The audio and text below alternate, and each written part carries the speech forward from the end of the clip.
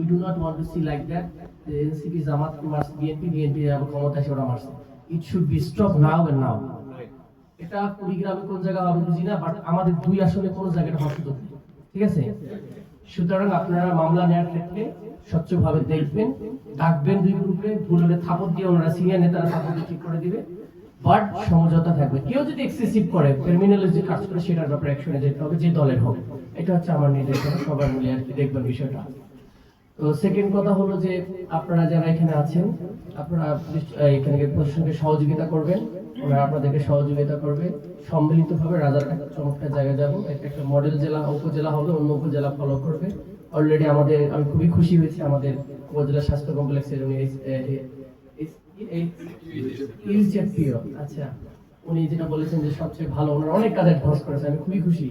আমরা তাহলে বাকি উপজেলাগুলো তাহলে সাপোর্ট দিব ইনশাআল্লাহ। খুব চমৎকার একটা রাজারহাট হবে। এই কোন দিক কি গেল, আমি বিরোধী দল না সরকারি দল, আপনারা আমার অ্যাক্টিভিটিতে বুঝবেন আমি খুব ডিফারেন্ট টাইপের মানুষ। আমি বললাম তো আমার যে ক্যাপাসিটি, আমি এটা পাবলিক প্লেসে বলতে চাই না, কত মন্ত্রণালয় কত মন্ত্রীর সাথে আমার কমিউনিকেশন কি অবস্থা আছে সেটা আমি ডোন্ট কেয়ার অ্যাবাউট। আমি care about Rajarhat, care about Phulbari সদর। আমার এলাকার মানুষের জন্য আমি কাজ করব খাদে বিষয়, নট লিডারে। আমি তো আপনাকে ফোর্সিং করবো না, আগে বলছি একসাথে কাজ করব, এটা চেঞ্জ করতে হবে, আমরা এরকম থাকবো না। গণতান্ত্রিক প্রক্রিয়ার মাধ্যমে, একটি স্বচ্ছ নির্বাচনের মাধ্যমে আমরা একজন সংসদ সদস্য পেয়েছি, যিনি আমাদের এখানে এসেছেন, আমাদের সাথে অফিসারদের সাথে মত বিনিময় করেছেন।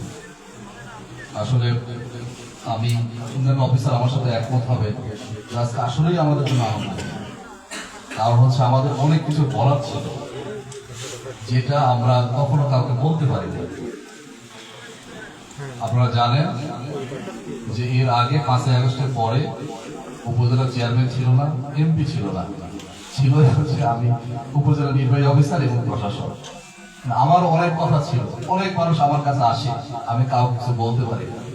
তো আজকে সেদিক থেকে আমি অনেকটা রিলিফ যে না, আমার মাথার উপর ছাতায় একজন এসেছে, মাননীয় সংসদ সদস্য। যদিও স্যারের সাথে আসলে আগ থেকেই, মানে আমি যেদিন জয়েন করেছি তারপরের থেকে বিভিন্ন ইস্যুতে কথা হতো।